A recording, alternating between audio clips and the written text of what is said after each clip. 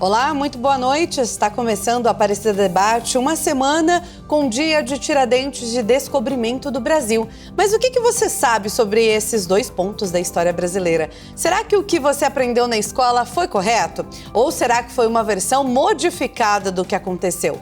Quando a gente é criança, nós aprendemos que Cabral descobriu o Brasil por acidente. Que Dom Pedro I gritou independência ou morte montado em um belo cavalo às margens do rio Ipiranga. Que a República foi proclamada pelo povo. Que Tiradentes era um herói de cabelos longos e barba ao estilo de Jesus Cristo, lutando pelo Brasil inteiro. Mas será mesmo? Neste Aparecida Debate, nós vamos fazer um passeio fascinante pelos bastidores da história do Brasil, com três vozes especializadas que nos ajudarão a separar o mito da realidade sem desconstruir gratuitamente o nosso passado, mas com aquele olhar mais cuidadoso de quem ama a história e quer conhecê-la de verdade.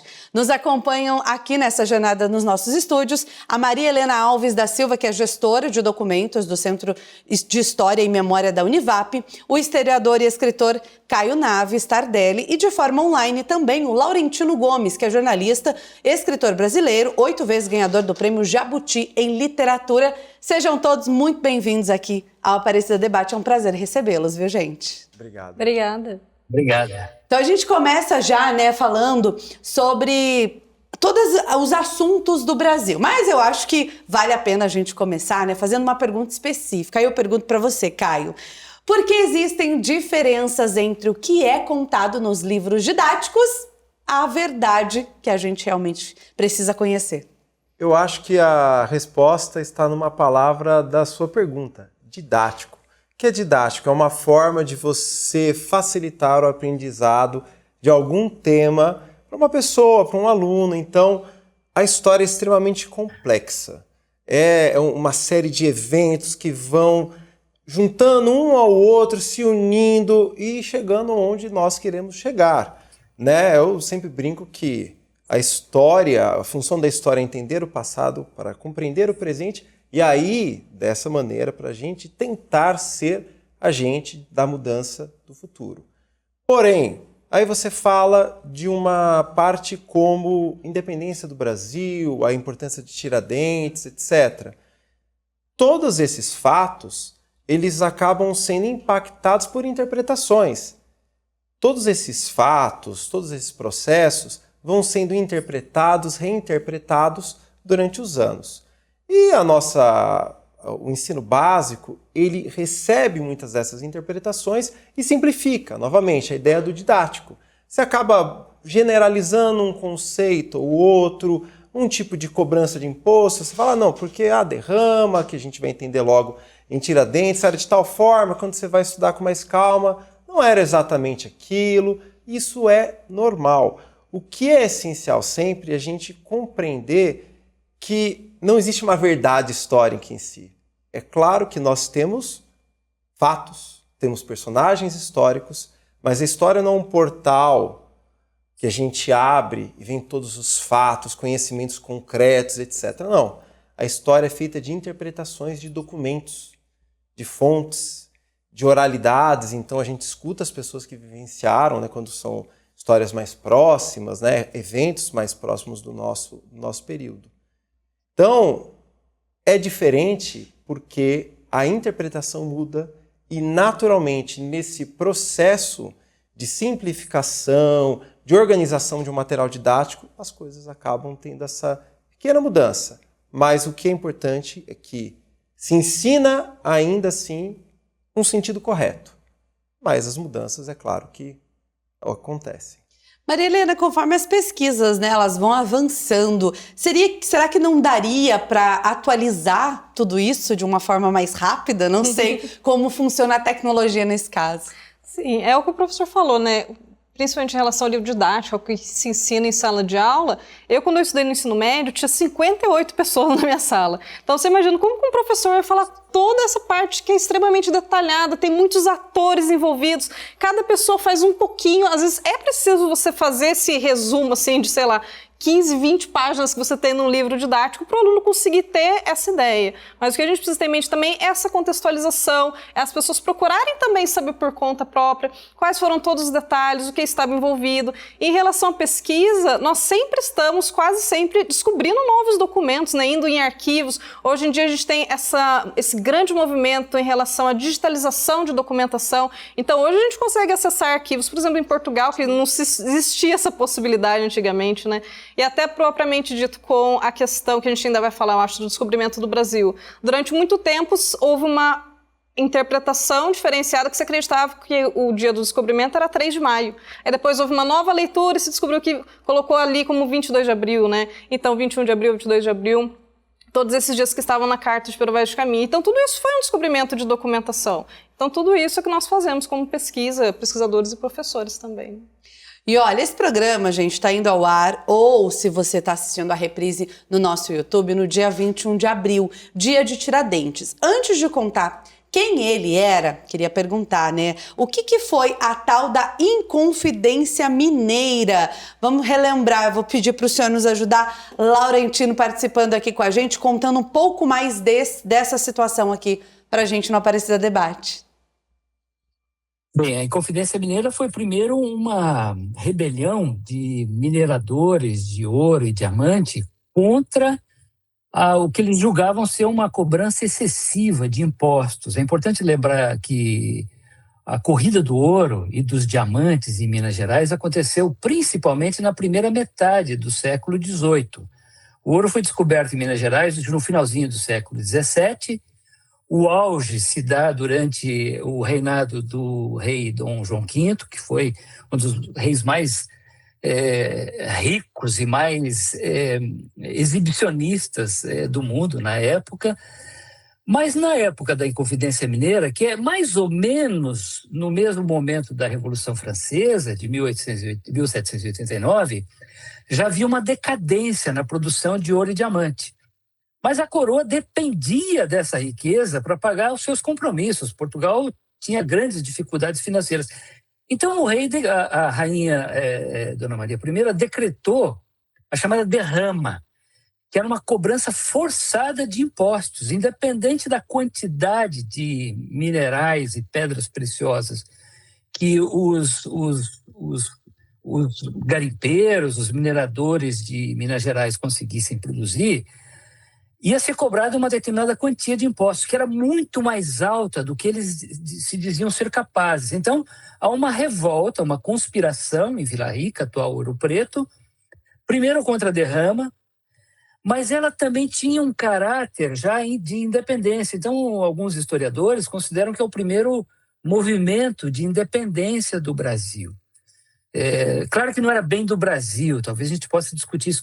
Primeiro era de Minas Gerais, mas era principalmente uma revolta contra a cobrança excessiva de impostos e foi massacrada, né? O nosso grande mártir da independência é o Tiradentes, que morreu no dia 21 de abril, e por isso que nós temos esse feriado hoje no nosso calendário cívico. Caio, aí eu já aproveito, né, para te perguntar. Quem era de verdade Joaquim José da Silva Xavier? O que os documentos históricos nos dizem, né, sobre eles? E aí eu te pergunto, voltando nos livros didáticos, o que eles omitem, geralmente? Olha, a gente, normalmente, esses dias eu estava explicando sobre isso na sala de aula e me perguntaram, professor, ele era dentista? Eu falei, olha, dentista é uma palavra muito complexa, não existia exatamente esse conceito. Ele era um alferes. Então ele era membro do exército, ele era digamos, hoje, se a gente for pensar numa classe, ele seria uma classe média baixa, participava, tinha um certo conhecimento intelectual, participava bastante dos movimentos, era uma pessoa que se envolvia nas dinâmicas políticas da região, então era um cara relevante. Mas aí ficou famoso exatamente por ser também o responsável por fazer cirurgias na boca, né? Você tem um museu de Tiradentes lá em Ouro Preto, você tem até as pinças com as quais ele tirava os dentes, né? Porque, queiramos ou não, naquela época, você fala de tratamento em qualquer situação de cárie e tal, era um verdadeiro arranca-dente, uma tristeza. Mas Tiradentes, na verdade, é um personagem que passou por uma transformação através do tempo. Tiradentes, no início, de fato, morreu, foi assassinado, né, foi executado, condenado à morte. E, pouco a pouco, esse fato que era para ser uma representação de uma punição, para que não se repetisse de novo, para que ninguém ousasse tentar separar, tentar encarar, se opor de uma forma mais forte e organizada ao reinado português, disso começou a surgir uma ideia de grande mártir. A partir de 1889, Primeira República, eles começaram a selecionar as pessoas que lutaram contra a coroa portuguesa e contra, inclusive, o Império Brasileiro, já quando nós éramos independentes. E aí observaram em Tiradentes uma possibilidade de encontrar um herói nacional. E todo país precisa de um herói nacional. E o Tiradentes, de certa forma, foi um dos primeiros. É aí que você constrói essa imagem de Jesus. Primeiro que ele morreu careca. Você cortava, raspava o cabelo, barba, por risco de piolho. Então ele não era cabeludo, não estava barbudo. Na verdade, mal se tem, não se tem, na verdade, uma pintura do rosto dele. Né? Não que eu me lembre dos documentos, ao menos que tenha algo novo, mas não se tem uma pintura de fato como ele era. Então, nisso daí, Tiradentes, eu acho que ele é bem representado nos livros didáticos. O foco dos livros didáticos é exatamente a construção de uma ideia de nação através de Tiradentes. Como um personagem pode significar a construção de uma nação. Aí tem aquela pintura clássica em que eles mostram Tiradentes esquartejado e a forma pela qual o pintor construiu é mostrando o mapa do Brasil. Então a cabeça de Tiradentes, as pernas de Tiradentes, a cruz, tudo acaba mostrando o mapa do Brasil. Então, na verdade, no caso, Tiradentes se tornou um símbolo do que é o Brasil. E Laurentino, pegando o gancho do que o Caio falou, né, do que o professor estava contando aqui pra gente, essa imagem, né, de Tiradentes com barba, cabelos longos, parecida com a de Jesus Cristo, é histórica ou ela foi construída, né? E por que ela seguiu essa representação? Isso que o professor Caio falou é muito interessante, porque eu diria assim, cada país, cada sociedade precisa ter um imaginário, construir um imaginário, uma mitologia a respeito de si própria, para justificar as suas ações, para justificar uma estrutura de poder, os seus valores, os seus princípios. Então, a monarquia brasileira, ela tem um código de mitos, né?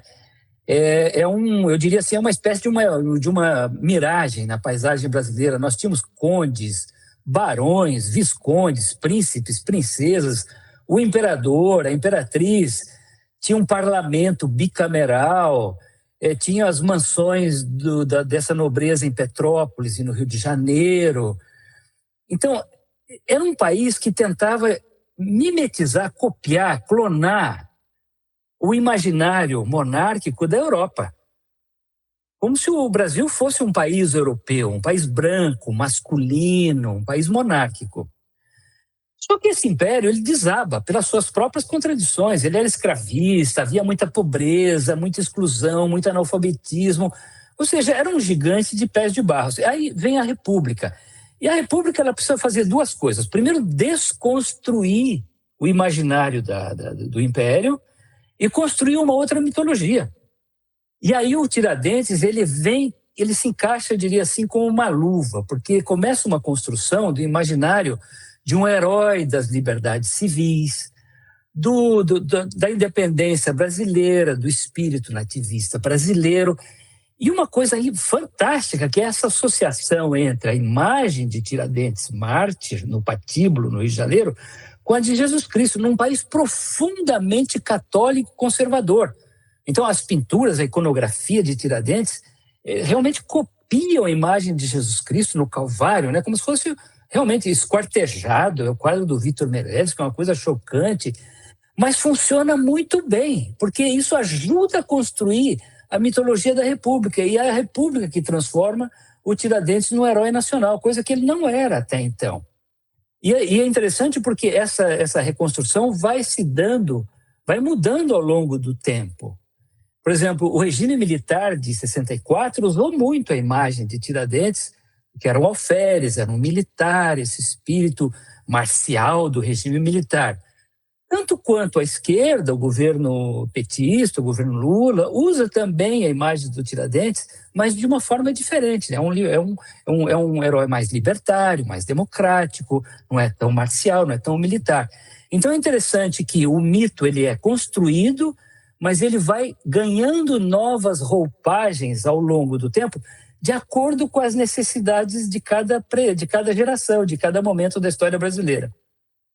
Maria Helena, engraçado que essa imagem, né, ela se repete com outras figuras. Por exemplo, o Antônio Conselheiro, na Guerra de Canudos, na Bahia. A gente também tem essa mudança, né, dessa imagem sendo retratada de uma outra forma, pode-se dizer assim. Sim, e sempre também para gerar uma conexão com as pessoas, né? Então, por exemplo, o próprio Tiradentes, igual o professor comentou, de ser uma pessoa que, embora ele tivesse essa patente militar, ele se misturava muito com o povo. Inclusive, foi um dos motivos também dele ser uma das figuras que mais se aproximava das pessoas e fazia propaganda sobre esse movimento. Então, a mesma coisa desse outro caso. Então, nós sempre tivemos essas figuras que começaram a ser representadas quando começou a haver o interesse nessa representação, né, deles, né? Então, é até curioso, por exemplo, com o caso de Tiradentes, no início ele não foi uma figura muito comentada, porque ele lutava, conforme foi o Laurentino que falou, que ele lutava por uma questão, assim, local, de Ouro Preto, de Minas Gerais. Então, era até contra o que os republicanos queriam depois, que seria uma unidade nacional. Então, sempre foi escolhendo uma parte desses discursos para poder construir o que era de interesse naquele momento, né? Olha, a gente está seguindo o nosso papo, a gente vai fazer a primeira pausa aqui no Aparecida Debate.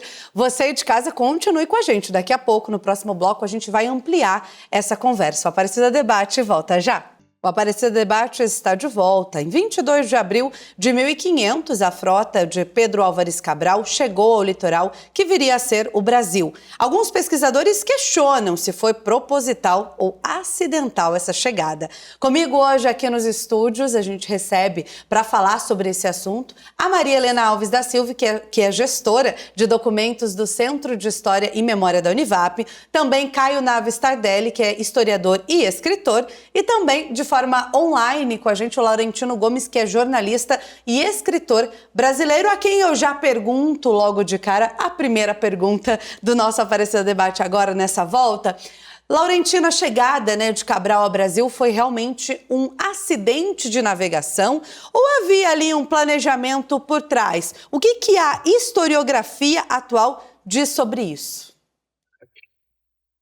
Bem, eu acho que um aspecto impressionante, aliás, fascinante da história, da disciplina da história, é que ela é um edifício sempre inacabado, né? Pesquisador após pesquisador, geração após geração, descobre novos documentos, novas interpretações, novos detalhes que vão acrescentando tijolinhos nessa construção, de maneira que a história ganha novas interpretações, novas roupagens, novas narrativas. Isso vale também para o chamado descobrimento. Aliás, discute-se hoje muito até a nomenclatura, se foi descobrimento, se foi uma conquista, se foi uma invasão, se foi um massacre, se foi o início de uma civilização, mas o fim de outra civilização que já existia no Brasil, né? O Brasil tinha de 3 a 5 milhões de indígenas que falavam mais de 1000 línguas, era uma civilização riquíssima e foi dizimada. Então, hoje se discute até que nome dar a esse acontecimento histórico. Mas um mistério muito interessante é se realmente foi um acidente. Pela historiografia tradicional, sim, teria sido um acidente. O Pedro Álvares Cabral saiu de Lisboa com o objetivo de ir à Índia em busca das especiarias, seguindo a rota já traçada alguns anos antes pelo almirante Vasco da Gama. Ao atravessar o Atlântico, ele se afastou demais na direção oeste e foi dar no Brasil. De fato, ele depois foi para a Índia. Ele chegou na Índia em setembro de 1500 e lá é outra história. Foi uma coisa horrível que ele fez lá, bombardeou a cidade de Calicut e tal. Mas existem alguns elementos que sugerem que talvez não, que Portugal já soubesse e só usou a viagem de Pedro Álvares Cabral para tomar posse efetiva de um território cuja existência os portugueses já saberiam. Eu citaria duas evidências principais. Primeiro, a negociação do Tratado de Tordesilhas, de 1494. O Tratado de Tordesilhas, vocês se lembram, é aquela linha imaginária que dividiu o mundo ao meio. Do lado oeste ficavam os territórios espanhóis e do lado leste os territórios portugueses. É uma negociação mediada pelo Papa. O interessante é que a primeira versão em discussão no Tratado de Tordesilhas colocava essa linha 100 léguas, o que dá mais ou menos 500 quilômetros, a partir do arquipélago de Cabo Verde. Os diplomatas portugueses insistiram que essa linha fosse estendida para mais de 300 léguas, incluiu o Brasil, que era exatamente o que os portugueses precisavam. Ou seja, aqui o Tratado de Tordesilhas, a linha de Tordesilhas, lá da Baía de Marajó até a Laguna, em Santa Catarina, incluísse o Brasil, e foi de fato o que aconteceu. Além disso, existem hoje documentos que sugerem que os portugueses já tinham estado no Brasil. Em 1498, um navegador chamado Duarte Pacheco Pereira teria explorado a costa entre a Foz do Amazonas e o Maranhão, e teria sido ele o primeiro português a pôr os pés no Brasil, não o Pedro Álvares Cabral. Então, restaria ao Pedro Álvares Cabral o papel formal, oficial, de tomar posse do território que os portugueses já conheciam. Mas isso são hipóteses. Existe muita pesquisa ainda a ser feita para confirmar isso, essas hipóteses que hoje são discutidas. Maria Helena, justamente, né? Antes de Cabral, outros navegadores europeus já teriam chegado aqui no Brasil? Isso muda essa narrativa de descobrimento? Sim, conforme ele havia mencionado, já tinha registros aqui, inclusive em janeiro de 1500 já tinha espanhóis que tinham chego aqui, mas o que é interessante colocar aqui é que nesse período, independente de tratado, quem ficava com a terra era quem ocupava a terra. Então, por isso que você começou a ter esse grande movimento aqui, porque já tinha interesses franceses, holandeses, muitas outras pessoas já queriam ocupar esse espaço. Então, com esses portugueses vindo para cá e se assentando aqui e colocando já toda essa estrutura de colonização, você já conseguia ter toda uma infraestrutura que precisava, né, para a colônia, para Portugal e para os outros estados e países e reinados daquela época também não tomarem posse do Brasil.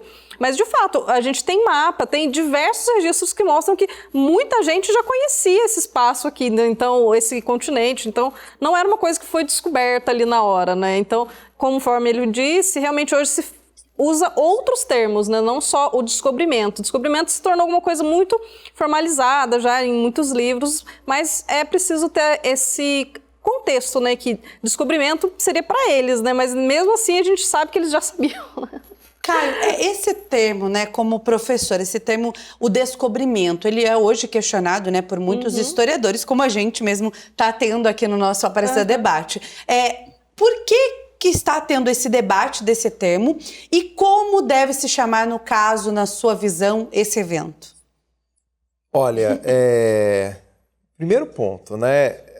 A grande questão da história é quem conta a história. Né? Então, se formos para Portugal, sobretudo com algum historiador ou com alguém que tem aquela visão desse império português, um orgulho nacional imenso, ele vai falar de descobrimento. E dentro da visão dele não está equivocado, embora a gente saiba como nós percebemos aqui, que não foi exatamente descobrimento, mas se formos pensar numa visão nacionalista de valorização das conquistas do Império Português, tal, cabe, é um uso político do termo. Na escola, quando a gente pega na educação básica, esse debate ele já está muito bem resolvido, de certa forma, dentro dessa dúvida. É aquela resolução com abertura de mudança, que a historiografia é isso. Às vezes aparece uma nova fonte, uma nova carta, a gente muda completamente as coisas. Não se passa mais na escola a ideia de descobrimento. Se, por algum acaso, algum livro didático utilizar essa palavra, vai ser seguida de uma interrogação. Descobrimento? Dúvida. Por quê? Está muito evidente que não foi um descobrimento. Em si, nós trabalhamos, né, Já antes dessa parte de Pedro Álvares Cabral, Duarte Pacheco também já está aparecendo como o primeiro português a pisar aqui no território.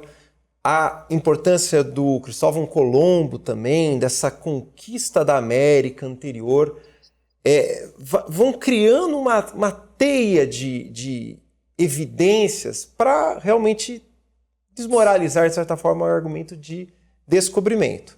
O grande ponto, aí você falou para mim, particularmente, estou de acordo com historiadores que falam achamento, que é um termo diferente de conquista, diferente de descobrimento. Achamento, de certa maneira, faz um equilíbrio entre esses dois. Foi, de fato, uma conquista. Mas por que a ideia de achar? Porque sabia que havia um território aqui, mas não sabia qual território, qual era a extensão do território, exatamente quais as características desse território. Então, se achou o território, não se descobriu. É muito delicada a diferença. Sim. Mas é como a historiografia, sobretudo brasileira, e uma historiografia nova em Portugal também, está trabalhando. É um achamento. E não é vergonha alguma para um português entender que o seu país dominou territórios, mesmo que ele soubesse essa questão do heroísmo, porque as grandes navegações, esse processo de expansão marítima, teve muita mitologia, muitos casos de heroísmo. Você pega os Lusíadas de Camões, uma verdadeira história de heróis. E, infelizmente, quando você fala da historiografia séria, a ideia de herói a gente já bota de lado. A vida não tem muitos heróis assim, são poucos que a gente pode falar. E não é problema nenhum entender que a história é feita de gente que erra, gente que acerta e gente que acha territórios alheios, mas sim com uma ideia de conquista e exploração. Sim, Laurentino, o senhor citou há pouco, sobre quando os portugueses chegaram aqui ao Brasil, encontraram os povos indígenas. Aí eu te pergunto, o Brasil que existia antes de 1500, era de fato um território selvagem e desorganizado, como os livros tradicionais sugerem que isso existiu? Ou as pesquisas arqueológicas mais recentes revelam dessa selvageria que existia aqui em 1500? Essa é uma construção mitológica portuguesa, né? Essa ideia de que os portugueses civilizaram os trópicos, que isso era um lugar... Isso vale tanto para a América, tanto para o Brasil, quanto para a África. Então, assim, a ideia da barbárie, da selvageria, do atraso, da ignorância, foi usado como justificativa para a escravidão no Atlântico. Ou seja, escravizar os africanos era uma forma de dar a eles a oportunidade de aderir à supostamente avançada civilização portuguesa que se instalava nos trópicos no Brasil. Aliás, existe até um sermão do padre Antônio Vieira que fala isso, na Irmandade do Rosário, no Recôncavo Baiano, que ele diz que os negros escravizados deveriam dar graças a Nossa Senhora do Rosário pela oportunidade de ir para o Brasil. Então, assim, isso também vale para os indígenas, ou seja, houve um massacre, como eu citei há pouco, quando o Cabral chegou, eram de 3 milhões a 5 milhões de indígenas, um Brasil muito plural, muito diverso, com mais de 1.000 línguas, e 300 anos depois, quando a corte de Dom João chegou ao Rio de Janeiro, em 1808, eles estavam reduzidos a 800 mil. O Brasil aí tinha 3 milhões, 800 mil, que era mais ou menos o mesmo número de indígenas que tem hoje, ou seja, nunca houve uma recuperação, e já dizimados por doenças, invasão de territórios, guerras. Então, assim, essa ideia de que o Brasil era atrasado é uma ideia portuguesa para justificar as suas ações, uma ideia europeia. Isso vale tanto para os portugueses no Brasil, como também para os ingleses nos Estados Unidos, os franceses, os espanhóis em outros territórios. A ideia da Europa civilizadora que ocupa o restante do mundo e vai espalhando os seus valores, a sua religião, os seus princípios. Mas quando você olha do ponto de vista dos indígenas, a sociedade era muito bem organizada, funcionava muito bem, era ecologicamente muito sustentável. Então, assim, o que não tinha tecnologia, não tinha canhão, não tinha pólvora, não tinha caravelas, não tinha os instrumentos de navegação que permitiram aos portugueses cruzar o Atlântico e chegar ao Brasil. Mas era uma civilização. Então, assim, do ponto de vista dos indígenas, não tinha nada de atrasado. Do ponto de vista dos europeus, disse que é atrasado até para justificar o que eles fizeram.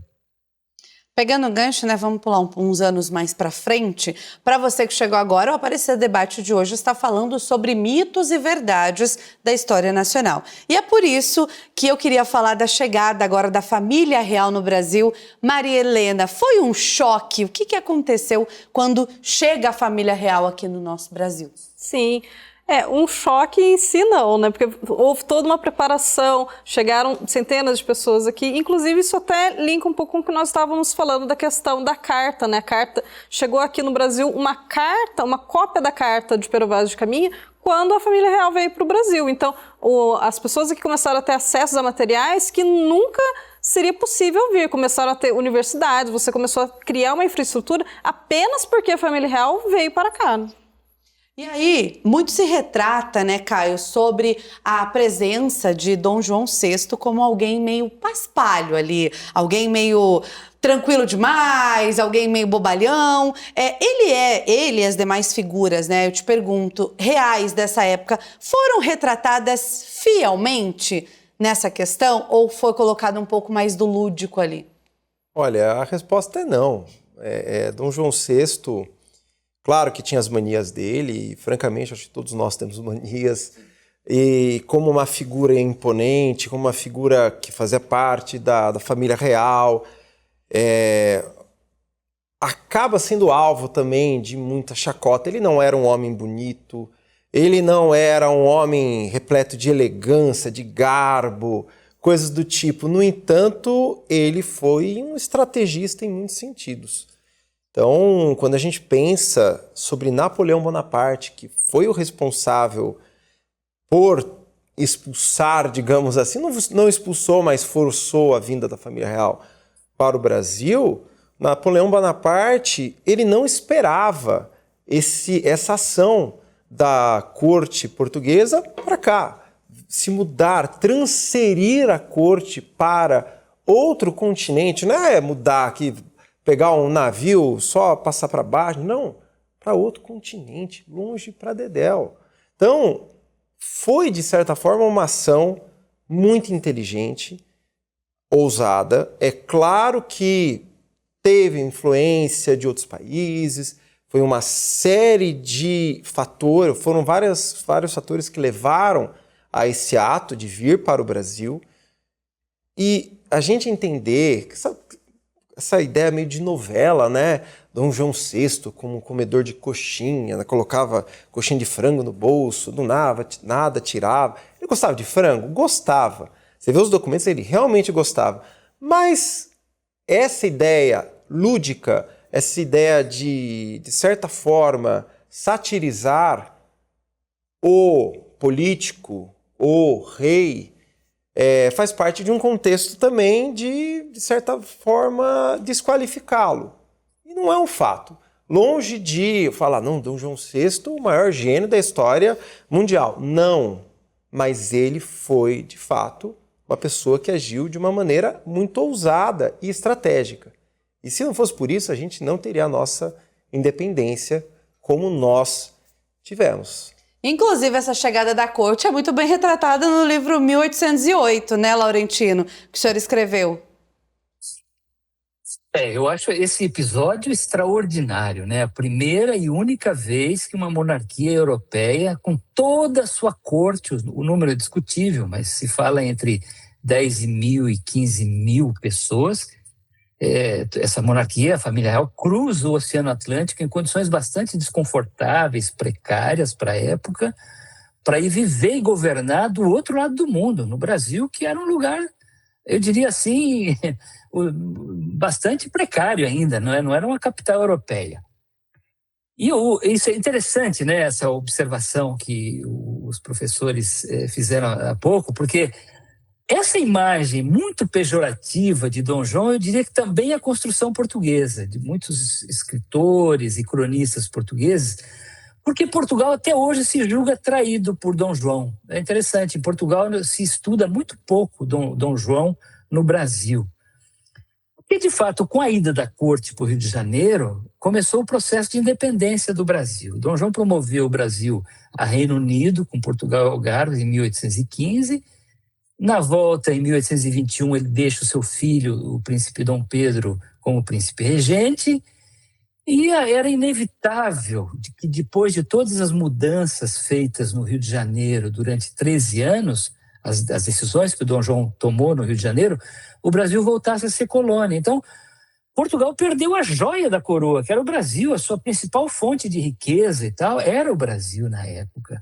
Então, Portugal mergulha numa crise horrorosa, numa guerra civil que se prolonga por muitos anos. Então, mas assim, o Dom João, para mim, é uma figura encantadora, porque realmente, como disse o professor Caio, ele tinha muitas fragilidades pessoais, era um homem aparentemente muito medroso, inseguro, tinha medo de trovões e caranguejos, mas ele era bem assessorado, sabia ouvir os seus ministros e tomou uma decisão muito corajosa que foi embora para o Brasil. E não é à toa que o Napoleão, nas suas memórias, dedica uma única frase ao Dom João. Ele diz: foi o único que me enganou, o que é um grande elogio no meu ponto de vista. O papo tá bom, inclusive a gente vai falar sobre, a independência, os mitos e verdades da independência do Brasil no próximo bloco, porque o Aparecida Debate faz uma pausa, mas a gente volta já. Estamos de volta com o Aparecida Debate, hoje falando sobre os mitos e verdades da história do Brasil. Nesse momento, a gente vai pular direto para a parte da independência. A famosa pintura Independência ou Morte, de Pedro Américo, retrata Dom Pedro I em um cavalo majestoso, com uniforme de gala, às margens do rio Ipiranga. E aí, Maria Helena, te pergunto, qual que é o problema histórico com essa imagem específica? Conforme nós fomos conversando hoje, grande parte desses quadros que nós temos hoje como referência foram quadros construídos com objetivos muito específicos, né? E nós sabemos que as circunstâncias da independência não eram exatamente aquelas. O pessoal não estava vestido com aquela roupa de gala, ele não estava num grande cavalo. Inclusive, existe, eu acredito que alguns relatos que ele estava com uns problemas intestinais sérios naquele dia. Então, foi feita toda essa construção para que, inclusive, a tela é muito impressionante, né? Ela é gigante, fica lá no museu. Então, ela foi feita para que realmente as pessoas olhassem e vissem esse momento da história como uma referência, né? Nossa, o momento da independência brasileira. Mas como a gente sabe, como a gente está discutindo, foi tudo construído com um objetivo, né? Laurentino, Dom Pedro I gritou mesmo independência ou morte? Há documentos históricos que comprovem exatamente o que foi dito nesse momento? Sim, existem 3 testemunhas do grito de Ipiranga, que é o coronel Marcondes, que era o comandante da Guarda de Honra, o padre Belchior, que era um pároco de uma cidade de Minas Gerais, e o tenente Melo e Canto, que era irmão da Domitila, futura Marquesa de Santos. E eles escreveram as suas memórias. E eles contam, então, primeiro, que de fato o Dom Pedro estava numa situação muito precária. Ele não estava em cima de um cavalo alazão, ele cavalgava uma mula, um animal de carga, que era a forma correta de subir a Serra do Mar, um lugar muito precário, né? Ele tinha comido alguma coisa estragada em Santos no dia anterior, ele estava com dor de barriga. O coronel Marcondes declara isso com todas as letras. Ele diz que de tempos em tempo o Dom Pedro apeava do cavalo para ir no mato prover-se. Ou seja, ele estava com dor de barriga e uma situação bastante desconfortável. Obviamente, ele não estava vestido como um príncipe imperial. A Guarda de Honra era composta por sertanejos, fazendeiros, cafeicultores do Vale do Paraíba, formada de forma bastante improvisada nos dias anteriores, quando ele se dirigia para São Paulo. Ele provavelmente estava vestido como um tropeiro, que também era a forma correta. E aí tem 2 gritos de Ipiranga. Ele recebe, primeiro, um correio do Rio de Janeiro, despachado pelo José Bonifácio, e no primeiro ele está em cima da colina, onde hoje é o Museu do Ipiranga, e ele faz uma coisa, não chega a ser um grito, ele cita algumas palavras que sugerem que era hora do Brasil se separar de Portugal. Depois ele desce mais próximo ao ponto do Ipiranga, onde tem a Casa do Grito hoje, e ali sim, Ali ele fala, aquela célebre frase, laços fora, soldado, daqui para frente o nosso lema é independência ou morte, estamos separados de Portugal. Então, na verdade, tem 2 gritos e não um, mas ele fala assim, independência ou morte, e curiosamente, era um lema usado nas lojas maçônicas. Esse lema era usado também na Revolução Francesa, pelo Simão Bolívar, na Bolívia, nas lojas maçônicas. Então, o Dom Pedro, que era da maçonaria, usa um lema da maçonaria, independência ou morte, nas margens do Riacho Ipiranga. Professor Caio, a independência do Brasil ela foi um processo pacífico, como a gente aprende na escola, como muitos aprenderam, ou houve guerras para esse momento? Teve muita guerra. Esse é um dos grandes mitos da história do Brasil. O Brasil é um país pacífico. Não é. A história do Brasil, ela é regada por sangue. E sangue de muita gente inocente, sangue negro, sangue de mulheres. E aí, a gente pensa na independência do Brasil, seria muita ilusão a gente pensar que um país do tamanho do Brasil, com as riquezas naturais do Brasil, simplesmente se apartaria, se afastaria de Portugal, agora somos um, e é isso aí, Portugal ia topar tranquilamente, todos os países, não, cara, só vai, seja feliz. Não tem cabimento. Na verdade, o Brasil, logo após a declaração e o início de um processo político, né, para concretizar essa separação, essa independência, logo após, principalmente em 1823, a gente passou por diversas guerras de independência. Né? É claro que, pelo tamanho do Brasil e pelas condições das próprias tropas portuguesas, que já estavam aqui, muitas delas e tal, essas guerras elas tiveram um caráter muito regional. Para mim, a mais espetacular de todas é a da Bahia, que aí tem aí sim considerada uma heroína da pátria, Maria Quitéria, né, que se vestiu de homem para poder lutar. Então, inclusive a Bahia tem 2 independências, né?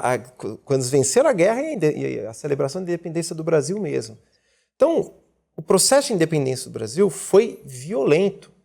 E a gente não pode esquecer que quando nós nos tornamos independentes, criamos um país, mas não criamos uma nação.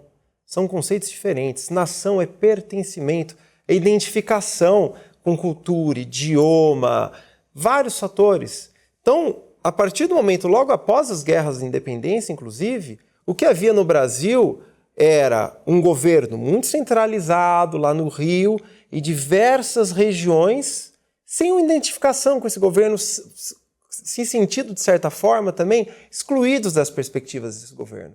Então, durante todo o primeiro reinado, durante o período regencial, inclusive aí pegando um pouco do segundo reinado, nós tivemos diversos movimentos separatistas dentro do Brasil para, de fato, nós nos separar, para algumas regiões se separarem ou criaram outro tipo de governo no país. E muitas dessas rebeliões, talvez a mais famosa foi a Farroupilha, no Rio Grande do Sul, muitas dessas rebeliões, essas revoltas, foram sanguinárias. Então, resposta em resumo, não. A independência do Brasil foi muito violenta na prática. Maria Helena, a princesa Leopoldina, ela teve um papel fundamental, né, na independência, que os livros didáticos, muitas vezes, eles ignoram. Aí eu te pergunto, qual foi a real contribuição dela no período? Sim, ela e outras também rainhas, né, nesse período, quando o rei estava em alguma outra diligência, elas é que assumiam provisoriamente o governo e faziam assinaturas e poderiam fazer declarações, e foi ela que fez essa assinatura, né? Inclusive é interessante dizer que hoje o quadro que é muito famoso dela fazendo assinatura foi feito por uma artista aqui do Vale do Paraíba, né? Então você tem também toda essa representação das mulheres que é muito importante e que está sendo cada vez mais falado. Laurentino, te pergunto, né? Existem casos também de negros que foram apagados da história, né? Ou até embranquecidos, como foi o caso de Machado de Assis, né? Que passou por isso também. A história é uma ferramenta de construção de identidade, né? Olhando para o passado que nós entendemos quem nós somos hoje e como nós nos preparamos para construir o futuro. Uma sociedade que não estuda história não consegue entender a si própria. Agora, a história tem consequência política. As pessoas tomam decisões, especialmente numa democracia, em que você bota o voto na urna e faz escolhas de partidos, de candidatos e políticas públicas que influenciam profundamente como o Brasil deve ou não funcionar. A história ela tem consequência política. Então, às vezes, a história é manipulada para justificar determinadas estruturas de poder. E a escravidão, no meu ponto de vista, é o exemplo maior disso. Ou seja, nós temos uma história branca, europeia, masculina, e um apagamento da espinha dorsal da história brasileira, que é a escravidão. O Brasil foi o maior território escravista da América durante 350 anos, traficou da África quase 5 milhões de homens e mulheres escravizados, isso dá 40% do total dos africanos trazidos para a América. Foi o último país a acabar com o tráfico com a lei do Eusébio de Queiroz em 1850 e o último a acabar com a escravidão em 1888. Mas existe um apagamento da história. Então é interessante, por exemplo, observar que no movimento abolicionista, o grande abolicionista é Joaquim Nabuco, que é um homem branco, mas tem outros 3 muito importantes, o Luiz Gama, José do Patrocínio e André Rebouças, que eram negros. E nunca tiveram, de fato, a proeminência de um Joaquim Nabuco. Muitas mulheres lutaram também, foram chefes de quilombos, fundaram terreiros de candomblé, lideraram comunidades, mulheres importantes. E quando elas passam para a história, às vezes é de uma forma pejorativa, caricata, como a Chica da Silva, por exemplo, que foi uma grande matriarca na cidade de uma ex-escrava, né, uma ex-mulher escravizada, lá na cidade de Diamantina. Ela é conhecida, mas geralmente de uma forma muito pejorativa, como se fosse uma mulher promíscua, uma mulher que não estava à altura da dignidade senhorial do Brasil patriarcal daquela época. Então, há um apagamento da história da escravidão. Para quê? Para justificar estruturas de poder. Um Brasil que foi construído com base em trabalho de mão de obra cativa. Então, você cria mitos a respeito dessa escravidão. Primeiro que foi uma escravidão boazinha, patriarcal, e que hoje nós teríamos uma democracia racial. Tudo isso é balela, é uma forma de manipular as visões do passado para justificar estruturas de poder e dominação no presente. Falando dessa questão da abolição da escravatura, né? Aí eu pergunto para você, professor, dia seguinte à abolição, todos estavam livres para poder seguir ali com as suas vidas. Eu imagino que não tenha sido assim. Claro que não. Na verdade, a Lei Áurea, que foi uma lei surpreendentemente rápida, né, foi votada em poucos dias, ela foi... É muito evidente que era essencial para a época, para sermos uma nação minimamente decente e alinhada com as principais nações do mundo, acabar com a escravidão. Porém, a forma pela qual foi feita é basicamente a seguinte: olha, vocês, negros, viveram séculos sem direitos, sem um mínimo de dignidade, sem salário, sem educação, agora sejam felizes, estão livres, a cidadania, pouco a pouco vocês vão pegando.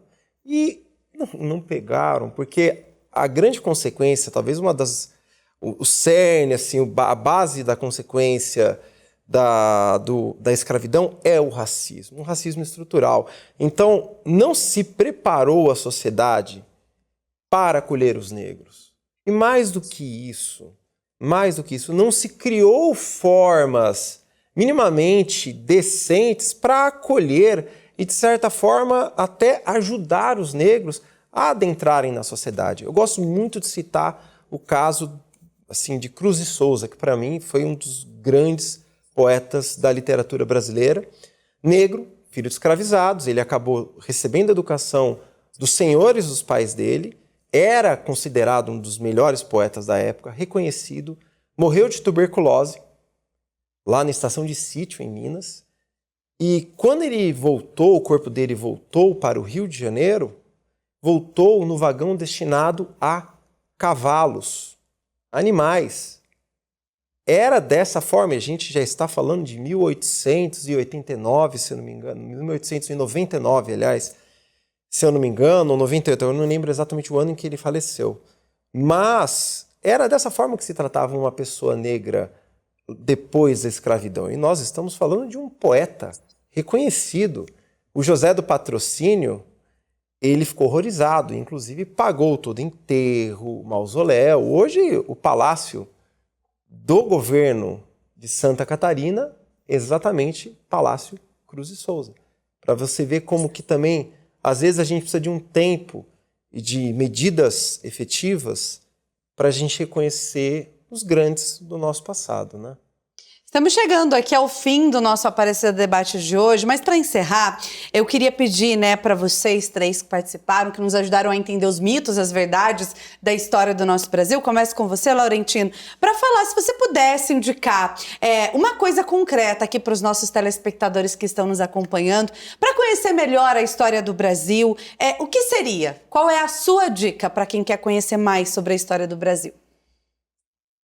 Bem, olha, o Brasil tem ótimos historiadores, uma excelente bibliografia, existem livros maravilhosos sobre todos os assuntos. Esse é um campo do mercado editorial vastíssimo.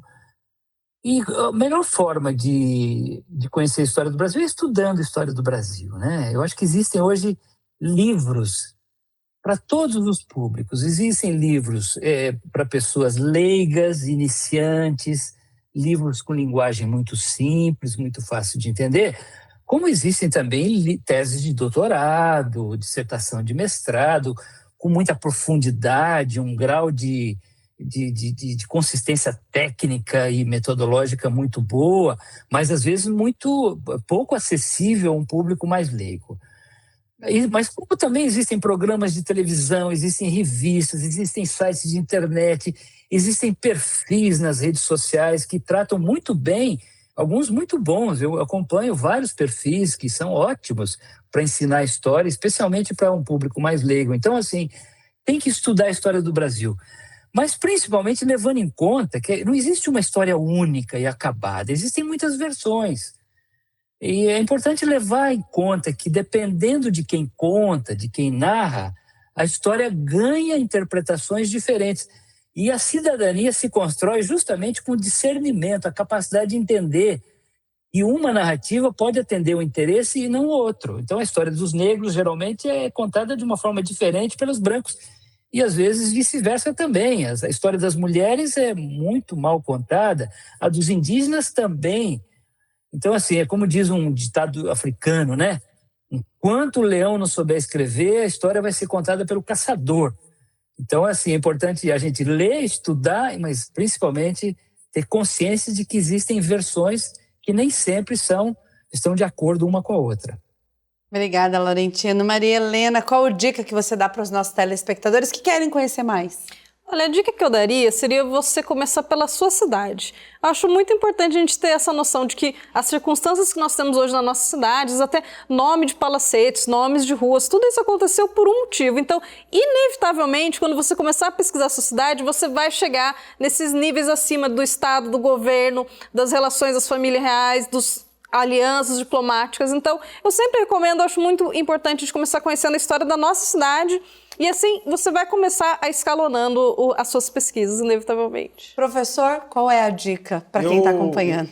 Desculpa, eu sigo os dois, na verdade. Acho que o estudo é a base. E quando você começa a ler, existe um fenômeno impressionante. Um livro nunca acaba. Por que ele nunca acaba? Porque você vai ver na nota de rodapé, na bibliografia, um outro livro. E você, esse livro parece interessante. E através de um livro você vai comprando vários outros livros. E a questão que a Maria falou é exatamente isso. Nós, muitas vezes, devemos partir de onde nós estamos. Que no Vale do Paraíba, a história é riquíssima.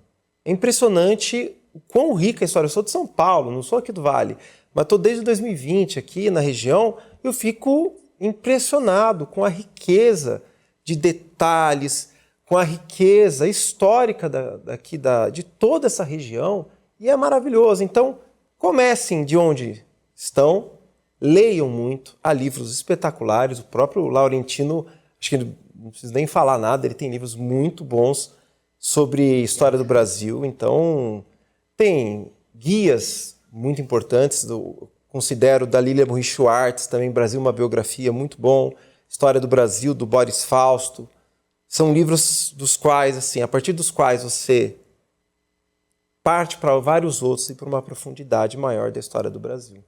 Quero aproveitar e agradecer muito a participação, Maria Helena, por estar aqui com a gente, o Caio também por nos ajudar, Laurentino participando de forma online aqui no nosso Aparecida Debate. Obrigado por nos ajudarem a mergulhar na história do nosso Brasil, a entender muito mais também, né, sobre o nosso país. Muito obrigada, viu, pela participação de vocês. Foi bom recebê-los aqui. Obrigado. Obrigado. Obrigada. E agora, gente, o Aparecida Debate vai ficando por aqui. Você pode rever o nosso conteúdo no YouTube da TV Aparecida. E aproveitando, nos siga também no Instagram, @jornalismo_tv_aparecida. Por lá você fica por dentro dos bastidores e pode sugerir assuntos para que a gente possa debater aqui. Muito obrigado pela sua companhia. Até o próximo Aparecida Debate. Uma boa noite. Tchau, tchau.